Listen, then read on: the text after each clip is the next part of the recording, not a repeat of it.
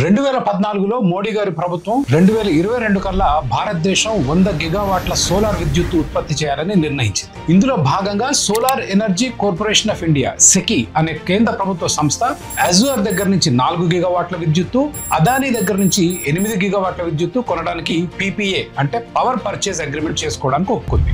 Adani Azure దగ్గర కొన్న విద్యుత్తుని సెకి రాష్ట్రాలకు అమ్మాలి. కానీ కేంద్ర ప్రభుత్వం అడిగిన ధరకి విద్యుత్తు కొనడానికి రాష్ట్ర ప్రభుత్వాలు నిరాకరించాయి. ఆదిలోనే హంసపాదు ఎదుర్కోవడంతో మొత్తం ప్లాన్ బెడిసికొట్టింది. అప్పుడు అదానీ గారు రంగంలోకి దిగారు. ప్రత్యేక విమానంలో వచ్చి జగన్మోహన్ రెడ్డి గారిని వ్యక్తిగతంగా కలిశారు. బేరం కుదుర్చుకున్నారు. ఆంధ్ర రాష్ట్రం 7000 మెగావాట్లు అంటే 7 గిగావాట్ల విద్యుత్తు అధిక ధరలకు సెకి దగ్గర కొనేట్లు జగన్ గారిని ఒప్పించారు. బదులుగా జగన్ గారికి మెగావాట్ కి 25 లక్షల రూపాయల చొప్పున 1750 కోట్ల రూపాయల లంచం చెల్లించడానికి అంగీకారం కుదుర్చుకున్నారు. ఇది కాకుండా జమ్మూ కాశ్మీర్, ఒడిశా, ఛత్తీస్గఢ్, తమిళనాడు లాంటి రాష్ట్రాలలో చిన్న చితక లంచాలు అన్ని కలిపి ఇంకొక 500 కోట్లయింది. అంటే మొత్తం 2250 కోట్ల లంచాలకు సెటిల్మెంట్ కుదిరింది. ఇంతవరకు బాగానే ఉంది. కేంద్ర ప్రభుత్వానికి విద్యుత్ అమ్మేది అదానీ కంపెనీ ఒక్కటే కాదు, అజూర్ కూడా 3వ వంతు అమ్ముతుంది. అదానీ అజూర్ ని లంచంలో 3వ వంతు అంటే 750 కోట్లు తనకు ఇవ్వాలని డిమాండ్ చేశారు. ఇవ్వలేరు అని అజూర్ చేతులు ఎత్తేసింది. ఇవ్వలేకపోతే మీ కంపెనీ మాకు అమ్ము అన్నాడు అదానీ. అజూర్ ఒప్పుకుంది. లంచం మినహాయించి మిగిలిన డబ్బు చెల్లించి అజూర్ వాటా తన ఖాతాలోకి బదిలీ చేసుకున్నాడు అదానీ. అది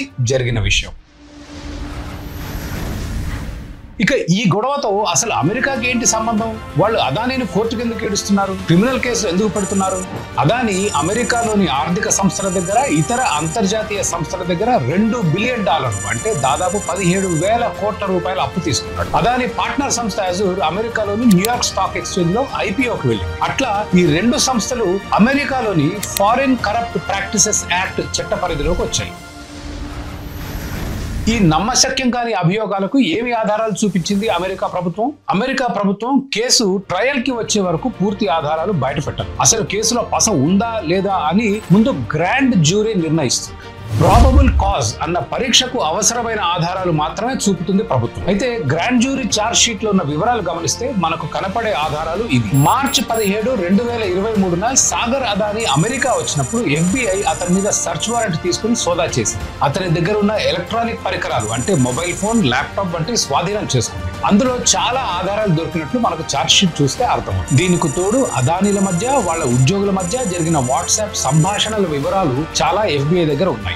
అంటే ఫోన్ను ట్యాప్ చేసి ఉండవచ్చు. దానికి తోడు అహ్మదాబాద్ లో 4 గోడల మధ్య అదానీ తన ఉద్యోగులతో, పార్ట్నర్లతో మాట్లాడిన లంచం అంశాలు ఛార్జ్ షీట్ లో పేర్కొన్నారు. అంటే ఆ మీటింగ్ లో ఉన్న వాళ్ళు ఎవరో FBIకి సహకరించి ఉండవచ్చు. ఇక 4వది ఎవరికి ఎంత లంచాలు ఇచ్చారో అన్న వివరాలతో అదానీలు తయారు చేసిన పవర్ పాయింట్ ప్రెజెంటేషన్ తమ దగ్గర ఉన్నట్లు కూడా FBI తెలియజేసింది. క్లుప్తంగా అమెరికా ప్రభుత్వం ఫైల్ చేసిన ఛార్జ్ షీట్ లో ఈ కేసు గురించి మనకు ఇంతవరకు తెలిసిన విషయాలు.